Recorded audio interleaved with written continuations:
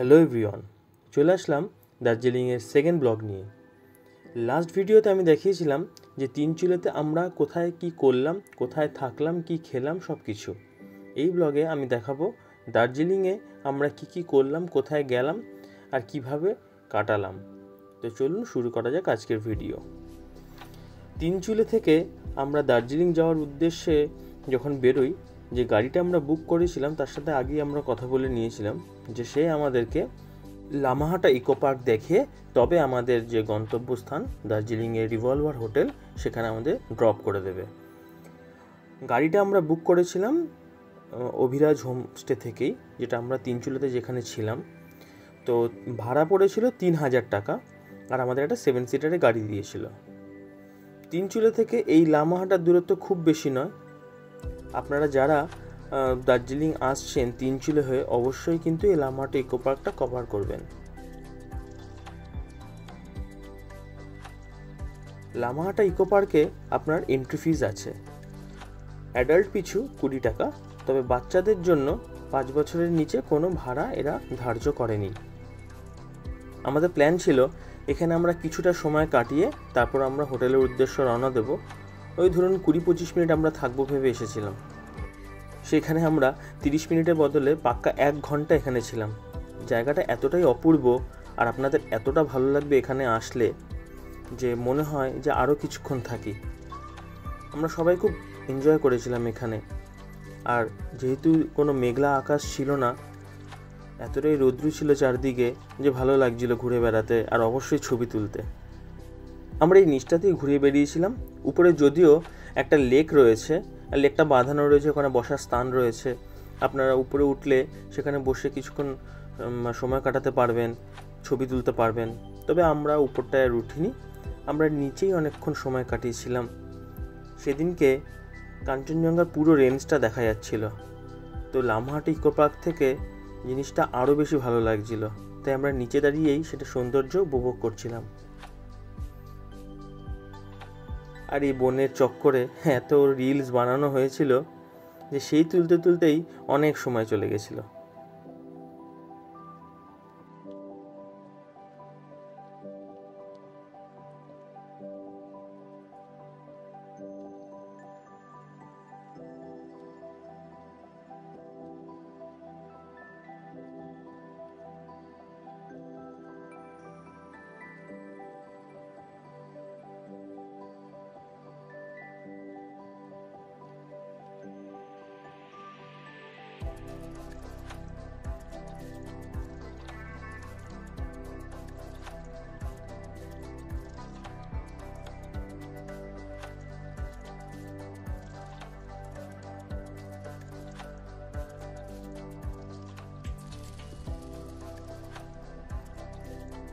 Lamahatta eco পার্কে ঘণ্টাখানেক কাটিয়ে আমরা বেরিয়ে পড়লাম রিভলভারের উদ্দেশ্যে। ঠিকই শুনেছেন, হোটেলের নাম হচ্ছে রিভলভার। দার্জিলিংয়ে ওয়াচ টাওয়ারের পাশ দিয়ে যে রাস্তাটা চলে গেছে সেখান দিয়ে কিছুটা গেলেই রিভলভার হোটেল। যথেষ্ট পরিষ্কার পরিচ্ছন্ন একটা হোটেল, মনেই হবে না এত সুন্দর একটা হোটেল এমন একটা জায়গায় রয়েছে। চলুন রুম ট্যুরটা আপনাদের দিয়ে দিই। এটা একটা কুইন সাইজ বেড। ঘরে ঢুকেই বাদিকে এই বেডটা রয়েছে, আর ডান দিকে রয়েছে একটা ছোট্ট টেবিল। ঘরটা খুব বেশি বড় না হলেও যথেষ্ট পরিষ্কার পরিচ্ছন্ন এবং খুব সুন্দরভাবে সাজানো। এখানে খুব প্ল্যান মাফিক ঘরটাকে তৈরি করা হয়েছে। একটা টিভি রয়েছে অবশ্য, যদিও আমরা টিভিটা দেখিনি।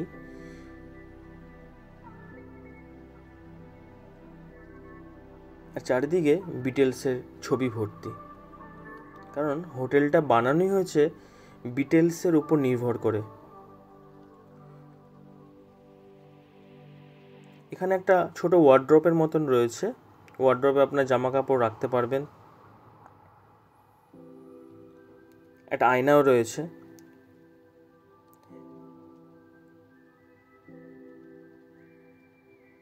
অনেক জায়গায় আমি দেখেছি ওয়ার্ড্রপটা খুব বেশি বড় হয় না, জাস্ট ওই কয়েকটা জামা কাপড় রাখা যায়, বাট এই ক্ষেত্রে যথেষ্ট বড় একটা ওয়ার্ড্রপ দিয়েছিল।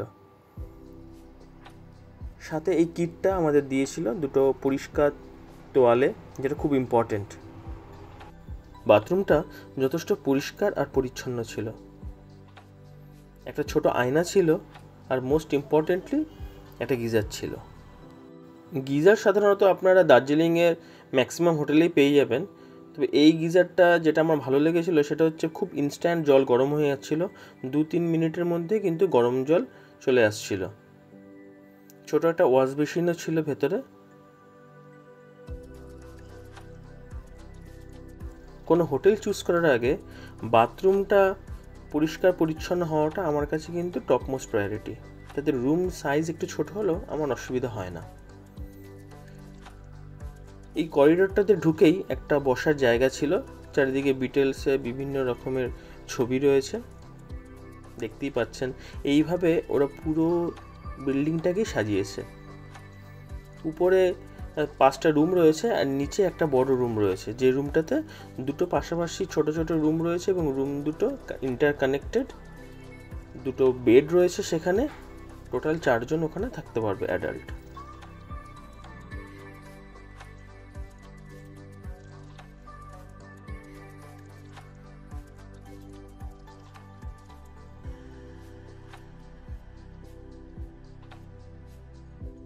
রিভলভারে যেটা সব থেকে বেশি অভিনব আমার লেগেছে সেটা হচ্ছে ওদের লক সিস্টেমটা।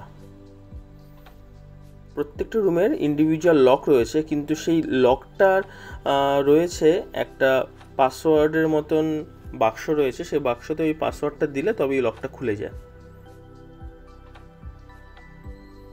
এটা করিডোর, এই দুদিকে রুম রয়েছে। আমরা ছিলাম ডান দিকের রুমটাতে, আর একটু এগিয়ে গেলে বাঁদিকে দেখতে পাচ্ছেন বাঁদিকে আরও 2টো রুম রয়েছে এবং ডান দিকে একটা রুম, পেছন দিকে আরও একটা রুম। তো টোটাল এই ফ্লোরে 5টা রুম রয়েছে।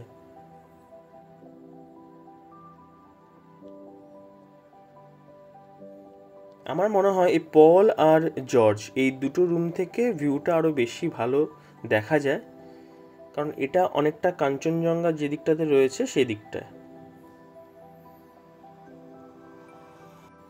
এটা দোতলার মেন ডোর। এই ডোরটা আপনি ভেতর থেকে বন্ধ করে দিতে পারেন রাত্রেবেলা 11টার সময়, যদি এখানে ইনস্ট্রাকশন রয়েছে। বাট প্রত্যেকের কাছে যেহেতু চাবি অ্যাভেলেবেল রয়েছে, তো আপনি সেটা ইউজ করে সেটা খুলতে পারবেন রাত্রেবেলা ভেতর থেকে কেউ একজন। আশপাশটা হোটেলে যথেষ্টই গ্রিনারি রয়েছে।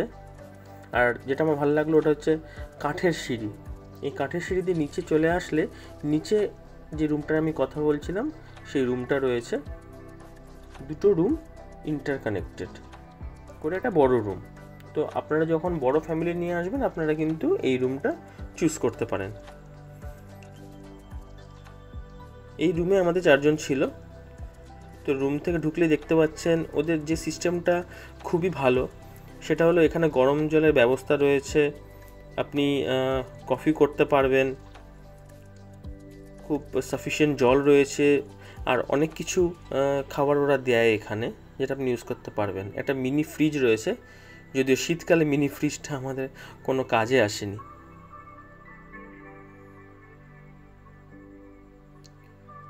রুমটা খুবই পরিষ্কার পরিচ্ছন্ন, মানে এইটা আপনি রিভলভারে না গেলে বুঝতে পারবেন না।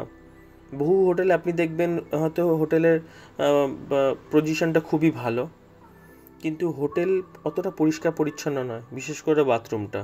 সেই ক্ষেত্রে আমি বলবো রিভলভারকে আপনি 10-এ 10 দিতে পারবেন। যত আমরা ঘুরে দেখেছি ততই মুগ্ধ হয়ে গেছি। ঠিক ধুলো যেমন এখানে থাকেই না। এটা একটা রুম, এর পাশে আরও একটা রুম রয়েছে।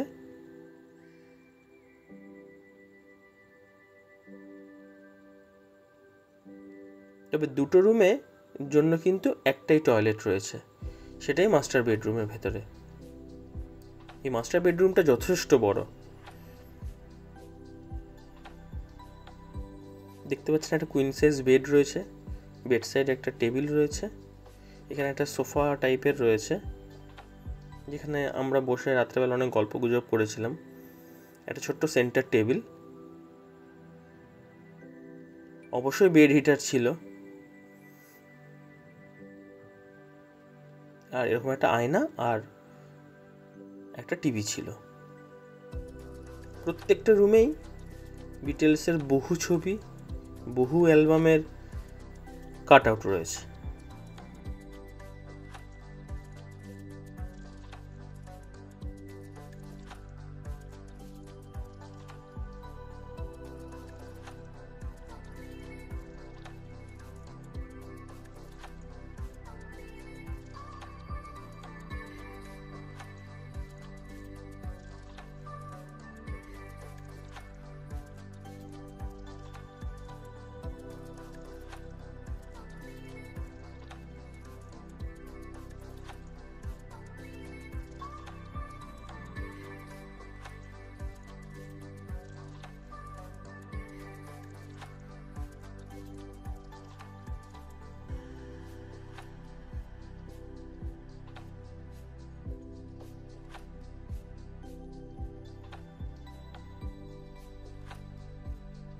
হোটেলের বাইরেটায় ওরা একটা ছোট্ট বাগানের মতন করে রেখেছে। এখানে প্রচুর রং বেরঙের ফুল ফুটেছিল, দেখতে এতই ভালো লাগছিল। আর বাচ্চাদের খেলার জন্য কিছু খেলার জিনিস ছিল। বাবান তো এখানে খুব এনজয় করেছে। এই সামনেটা বিকেলবেলা আপনারা এখানে বসে কিছুক্ষণ আড্ডাও মারতে পারবেন, গল্প করতে পারবেন, বেশ ভালো লাগবে। দার্জিলিংয়ের ওয়াচ টাওয়ার, এই ওয়াচ টাওয়ার দিয়ে কিছুটা গেলে কিন্তু আমাদের রিভলভার হোটেল। হোটেলে চেক ইন করার পর দুপুরে খাওয়ার আমরা কিছু খেয়ে নিয়ে তারপর বেরিয়েছিলাম বাইরেটা ঘুরতে। ওয়াচ টাওয়ারের সামনে এরকম ছোট্টখাট্টো একটা মেলা সারা বছরই আপনারা দেখতে পাবেন, তবে আমরা নিচে নেমে কিন্তু এই মেলাতে আর ঢুকিনি। এদিকটা আপনার রয়েছে মল রোড, আর ওয়াচ টাওয়ারের পেছন দিকটা যে রাস্তাটা চলে গেছে সাইড দিয়ে, সেই রাস্তাটা দিয়ে 10 মিনিটের হাঁটা পথে আপনারা পেয়ে যাবেন রিভলভার হোটেল।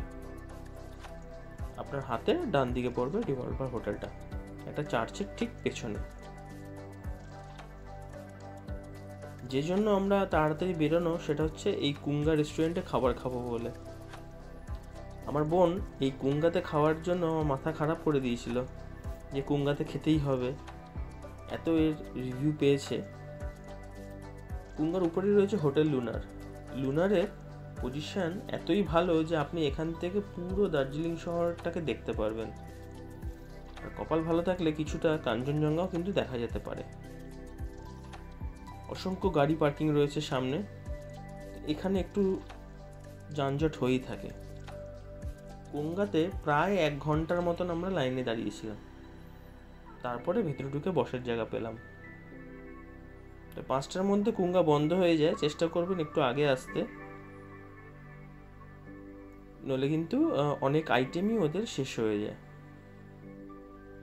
যেমন চিকেন মোমো আমরা নিয়েছিলাম, আমরা অনেক রকমের আইটেম নিয়েছিলাম টেস্ট করার জন্য।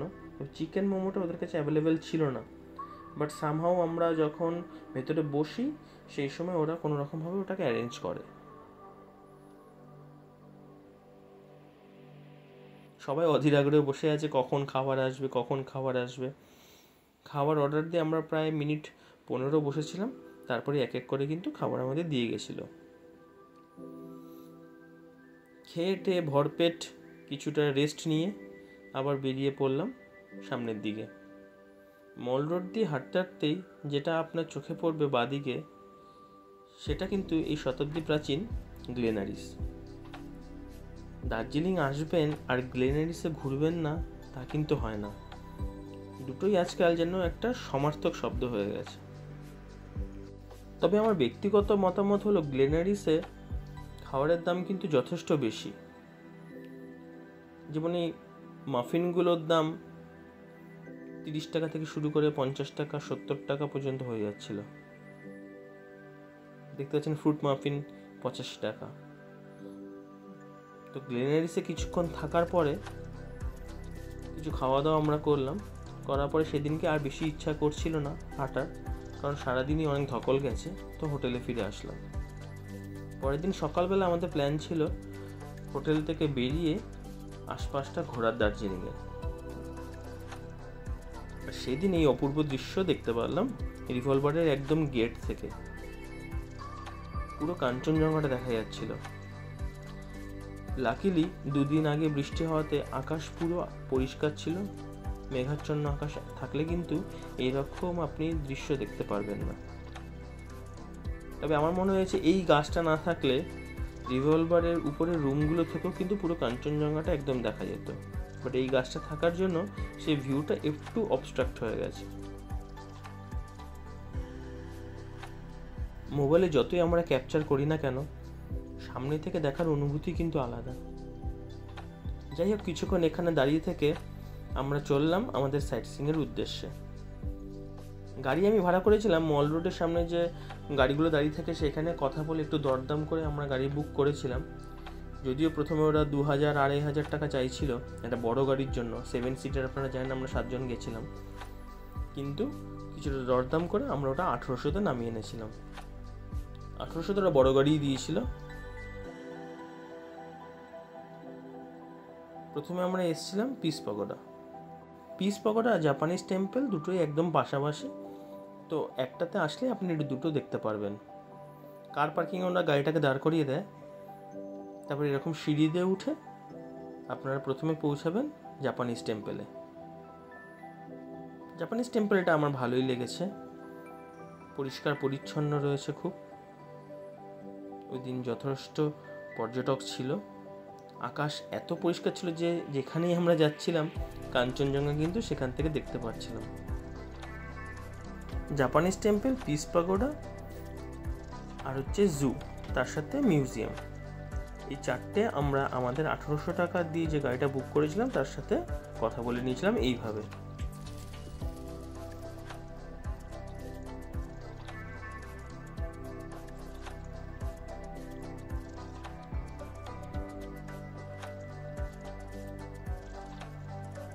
উপভোগ করুন জাপানিজ টেম্পল।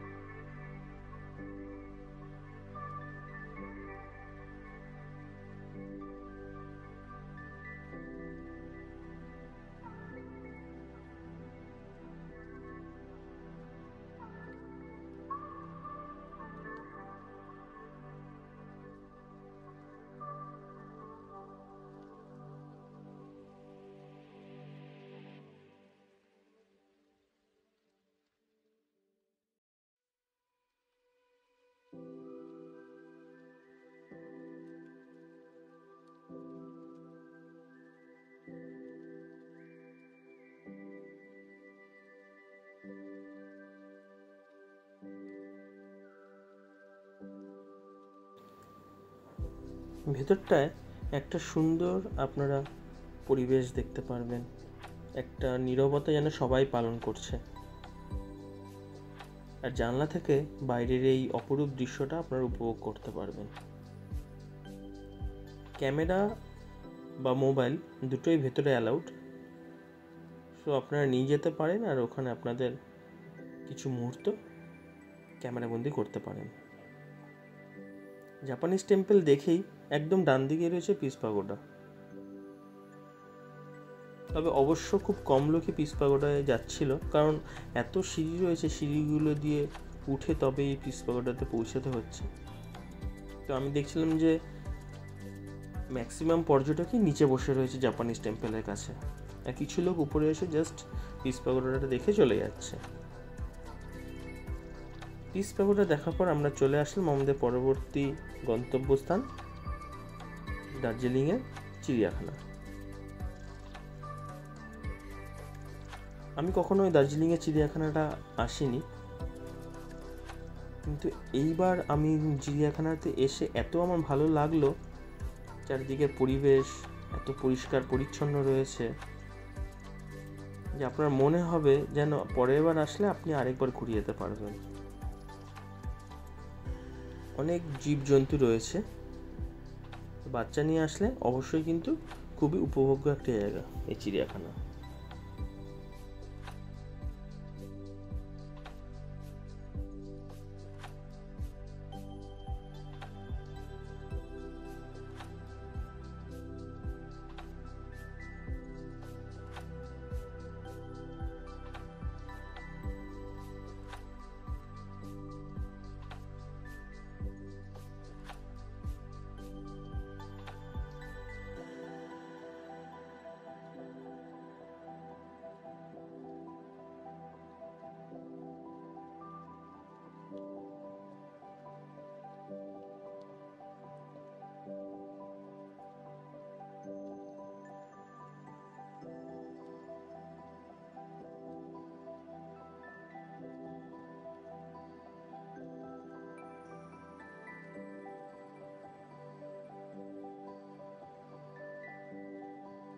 চিড়িয়াখানাতে ঢুকতে জনপ্রতি মূল্য নিয়েছিল টিকিটের 110 টাকা করে।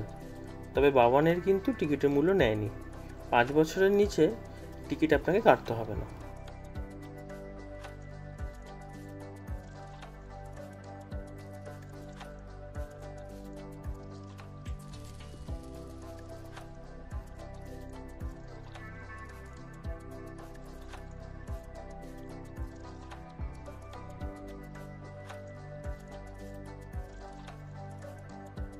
ভেতরে জায়গায় জায়গায় আপনি দেখতে পারবেন যে ডাস্টবিন রয়েছে, কিছু টুকটাক স্টলও আপনি দেখতে পারবেন, লোকে খাওয়া দাওয়া করছে। তবে একটা ব্যাপার আমি দেখে খুব আমার ভালো লাগলো, যে লোকজন খাওয়া দাওয়া করে কিন্তু ডাস্টবিনেই খাবারের উচ্ছিষ্ট বা প্যাকেটগুলো ফেলছিল। দেখুন, সবাই না চাইলে কিন্তু কোনো জায়গায়কেই পরিষ্কার পরিচ্ছন্ন রাখা সম্ভব নয়। শুধুমাত্র সব কিছু অথরিটির উপরে আমরা দায় চাপিয়ে দিতে পারি না। দেখতে দেখতে আমরা চলে এসেছিলাম হিমালয়ান মাউন্টেনিং ইনস্টিটিউটে, যেটাকে HMI বলে। যদিও বোনরা, বাবান আর আমার ওয়াইফ, ওরা কিন্তু HMI দেখতে আসেনি। আমি আমার ভাগনাকে নিয়ে চলে আসলাম HMI দেখতে। অনেকটাই চড়াই রাস্তা, চিড়িয়াখানার ভেতরেই, বাট অনেকটা চড়াই আপনাকে চড়ে তবে কিন্তু এখানে আসতে হবে। আমি তো যথেষ্ট এনজয় করেছি। অনেক অজানা তথ্য কিন্তু আপনি জানতে পারবেন মাউন্টেনিং নিয়ে। তবে যার জন্য আমাদের এই চিড়িয়াখানা আসা সার্থক, সেটা হচ্ছে ইনি। অনেক প্রজাতির বাঘই কিন্তু আপনি এখানে দেখতে পারবেন। বাবান তো বাঘ থেকে খুব খুশি, ও যেন আসতেই চাইছিল না এই খাঁচার সামনে থেকে। আমরা প্রায় ঘন্টা 2 চিড়িয়াখানাতে ছিলাম। চিড়িয়াখানা থেকে আমরা বেরিয়ে বাইরে একটা ছোট্ট খাবারের দোকান আছে, সেখান থেকে আমাদের দুপুরের জন্য কিছু খাবার খেয়ে নিয়েছিলাম। তারপরে আমরা ফিরে আসি হোটেলে। ওই সন্ধে আমরা হোটেলে ফিরে এসেছিলাম। আসার পরে কিছুক্ষণ রেস্ট নিয়ে বেরিয়ে পড়েছিলাম মল রোডে মার্কেটিং করতে।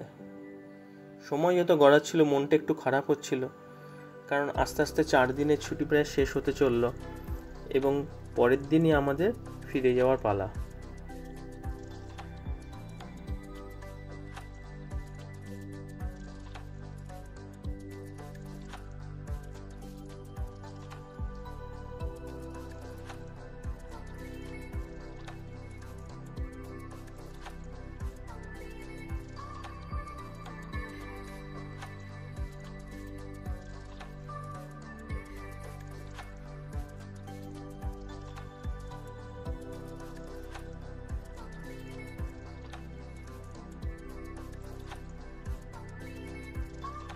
দার্জিলিং আসলে যেটা একদমই মিস করবেন না, সেটা হলো এই মহাকাল মন্দির।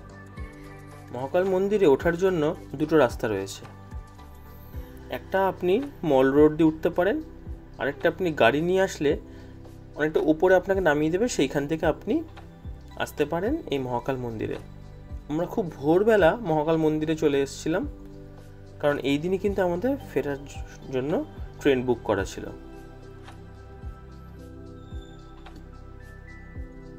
চারিদিকটা এত সুন্দর লাগছিল। আমি, বোন আর আমার ভাগনা এসেছিলাম এই পুজো দিতে। এখানে আসার পর আমরা পুজো দিলাম, চারিদিকটা ঘুরলাম, কিছুক্ষণ বসলাম।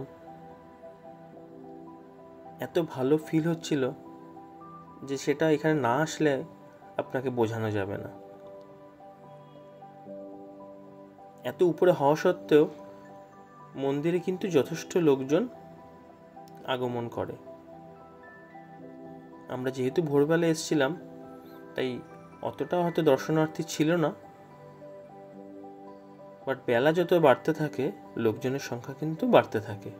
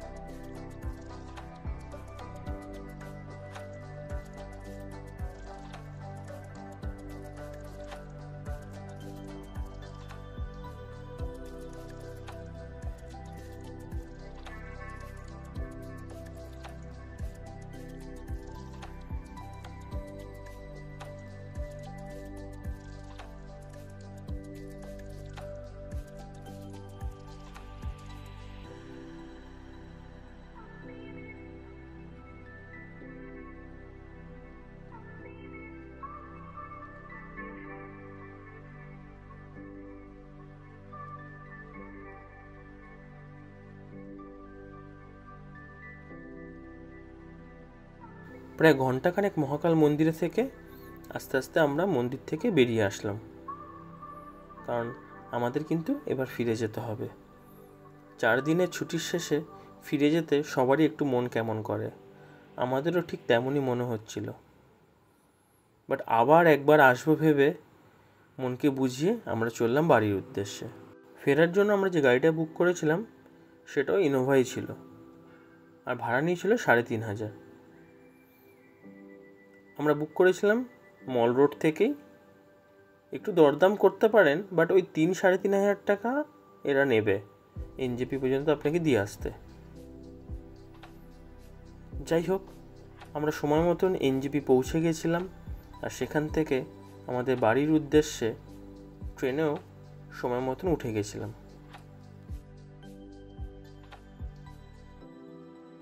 এবার রইল তিনচিলে আর দার্জিলিং ভ্রমণের আমাদের এই 4 দিনের কিছু টুকরো টুকরো স্মৃতি। আপনারা উপভোগ করুন, আর পুরো ভিডিওটা ভালো লাগলে অবশ্যই লাইক, কমেন্ট আর সাবস্ক্রাইব করবেন। এবারের মতন এখানেই শেষ আমাদের দার্জিলিং ব্লগ। পরবর্তী ব্লগে নতুন কোনো ডেস্টিনেশনে দেখা হবে। ভালো থাকবেন।